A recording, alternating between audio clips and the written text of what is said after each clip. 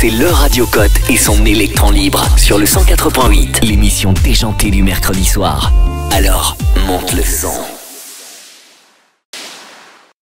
Salut Anaïs, salut tout le monde. Coucou. Aujourd'hui, je me faisais un peu chier, donc j'ai décidé de devenir croyant.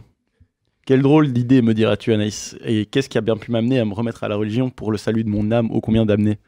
En vérité, j'ai surtout trouvé des religions qui me plaisent, qui me représentent, des cultes dans lesquels on peut enfin se sentir bien. Je vous ai donc préparé un petit top 3 de mes religions préférées. Je vais pas vous parler du pastafarisme, que je sais pas si vous connaissez. Tu connais le pastafarisme, toi, Anaïs? Bah écoute, je connais parce que tu me l'as spoilé hier. Mais Ah, tu connaissais pas avant, parce je que ne connaissais pas. c'est vraiment pas mal connu, justement. C'est un truc où des gens vénèrent un monstre en spaghetti dans l'espace et ils doivent tous porter des passoires sur la tête. C'est assez sympa. Mais bref, je vais pas parler de celui-là parce qu'il est quand même assez connu. Donc j'ai pris en 3e place parce que je commence toujours par la fin. C'est quand même mieux pour le suspense. Donc en 3e place, j'ai découvert un culte bien sympathique qui s'appelle l'Église de la Très Sainte Consommation. Le mouvement est né dans les années 2000 aux États-Unis, mais a surtout fait son petit bonhomme de chemin ici en Europe et particulièrement en France. Alors on peut croire à première vue que ça se résume à une critique du système consumériste, et c'est totalement le cas en fait. Cependant, l'Église apporte une dimension satirique que je trouve assez cool. Du style des prières à la gloire de la sainte consommation. Donc ils vont dans la rue et ils vont devant des Apple Store et tout, et ils font des prières en mode... C'est un peu une revendication anti-consumériste, quoi. Et en plus, ils ont aussi une sorte de pape qui est nommé le PDG et Saint-Père. Alors, je l'ai vu en déguisement. Il s'appelle... comment il s'appelle? J'ai noté. Alexandre Di Giuseppe. Et en gros, il porte un déguisement de prêtre, mais avec des chaînes en or, des croix en or, etc. C'est vraiment genre, il est à fond dedans. Et donc, il y a eu un film aussi qui retrace l'histoire du culte qui s'appelle Amen ton pèse. Alors, le mouvement a aussi pris une tournure assez politique parce que Alexandre Di Giuseppe, donc le PDG Saint-Père, a plusieurs fois concouru aux législatives, aux municipales et plus récemment aux présidentielles en 2017. Bon, c'était quand même pas si récent que ça, mais il l'a fait, quoi. Il n'a cependant pas obtenu beaucoup de voix, mais on espère un jour le voir à l'Élysée. En 2e place, j'ai découvert un mouvement qui s'appelle les Sœurs de la Perpétuelle Indulgence. Je ne sais pas si tu connais. C'est un culte international qui est présent aux États-Unis, en France, au Royaume-Uni, en Irlande, en Australie, en Colombie, en Uruguay, au Chili, au Canada, en Allemagne, en Nouvelle-Zélande, en Suisse, en Autriche et en Argentine. En gros, j'avais pas passé toute ma chronique à le faire, mais au final, je l'ai fait. Donc, en gros, c'est des sœurs. Enfin, ils s'appellent des sœurs, il et elle s'appellent des sœurs, mais ils sont juste déguisés comme des sœurs et ils défendent les droits LGBT et des personnes victimes du VIH ou de différentes choses qui peuvent se passer avec le VIH. Ensuite, les adeptes, je sais plus parler moi. Les adeptes s'habillent en sœurs et se regroupent en couvents. Donc il y a des couvents un peu partout dans le monde et tu peux rentrer. N'importe qui peut rentrer dans ces couvents. Et leur action consiste globalement à sensibiliser le public par ce qu'ils appellent faire le trottoir. Donc ils vont dans la rue, ils parlent juste aux gens, déguisés en sœurs. Et surtout, un truc que j'ai trouvé assez étonnant chez eux, c'est qu'ils vont dans la rue et surtout ils font des cérémonies de bénédiction de distributeurs de préservatifs. Donc ils font des grandes cérémonies, etc. Ils arrivent avec de l'eau bénite et ils en mettent sur les distributeurs de préservatifs. Après ça, j'espère franchement que tu n'auras pas de gosse parce que ce serait vraiment con. Et enfin, celui que vous attendiez tous, le culte que j'ai officiellement adopté, il s'agit du bokonisme. C'est une religion qui a été créée par Kurt Vonnegut, un écrivain américain. Ça se base sur le principe de FOMA. Je ne sais pas si tu sais ce que c'est un truc qui a inventé tout bonnement de lui. Et c'est défini comme un mensonge inoffensif.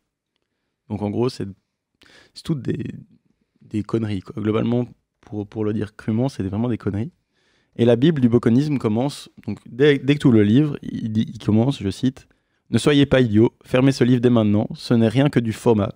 Toutes les choses vraies que je vais vous dire sont des mensonges sans vergogne. » Donc on pourrait citer toutes les particularités, et je vous invite à aller checker un petit peu toutes ces particularités.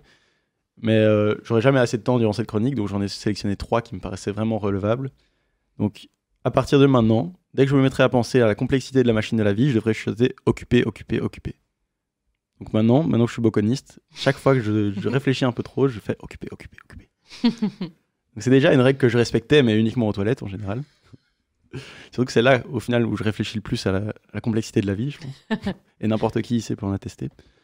Le bokomaru, c'est l'acte suprême d'adoration des bokonistes. Il faut faire gaffe à pas le faire avec n'importe qui, Parce que c'est un acte intime, en fait, qui consiste en fait de s'allonger avec ton partenaire sur le dos et d'avoir les deux plantes de pied comme ça, en contact. Et en fait, ça va mélanger vos consciences et faire un truc un peu chelou. Faire l'amour cosmique. L'amour cosmique, waouh. C'est ça. C'est ce qu'il est dit, en tout cas. Ça, c'est beau. Après, il y a le molleton. Ça, c'est le fait de placer les espoirs de milliers de personnes dans un stupa. Alors, qu'est-ce qu'un stupa ? C'est simple, en fait, c'est un idiot. C'est un enfant brumeux, plus exactement, mais je trouve que l'idiot, c'est quand même un peu mieux. Et donc, il y a plein d'autres choses intéressantes. Je vous invite à faire des recherches sur cette religion qui est vraiment cool. Donc voilà, moi, j'ai plus grand-chose à dire.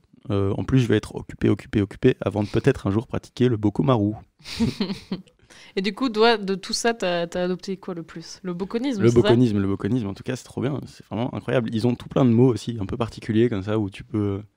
Enfin, il y avait un truc qui s'appelait le narcas, un truc genre, je sais plus exactement, mais en gros, c'est un groupe de personnes avec qui tu es cosmiquement lié, tu vois, et tu vas d'office les rencontrer un jour dans ta vie, et tu as des cérémonies à faire pour entrer dans ce groupe. Enfin, c'est stylé. très allumé. Genre, tu te fais des amis facilement et tout. Ça a l'air carrément cool. Hein. Surtout le mensonge inoffensif là, du bokonisme. Ah, mais le Pas but, mal. c'est vraiment... Apparemment, c'est des conseils qu'ils donnent, mais si tu veux pas les... Enfin, si tu les respectes, peut-être que ta vie sera meilleure. C'est ce qu'ils disent.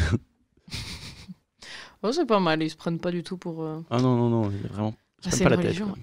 Et juste par curiosité, j'ai entendu que tu disais beaucoup de pays, mais est-ce que ça vient beaucoup des States ou pas ? Parce que généralement, les trucs un peu foufou...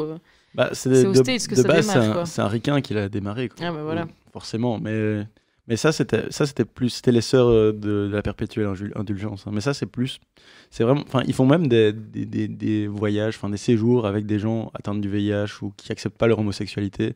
Et ils les aident en faisant des massages, en faisant des trucs un peu Non, donc c'est un truc spirituels. vraiment inoffensif et même Ah oui, bien non, pour... c'est même plutôt bien. Non, c'est pas mal. Franchement, bah oui, c'est pas si parodique que ça au final. Ça Non. pourrait être un vrai truc. Hein. C'est sûr. Tu sais combien il y a d'adeptes ou pas, à peu près ? J'avoue Beaucoup que j'ai pas regardé, mais il y en a vraiment pas mal. Il y a déjà, je pense qu'il y a 5 ou 6 couvents en France. Ah oui, à ce point quand même. Ouais, et ils sont vraiment présents partout. Bah, En écoute, Belgique, je sais pas trop, mais bah, écoute, en tout cas, ces gens-là n'ont pas perdu leur religion. Hein. c'est sûr.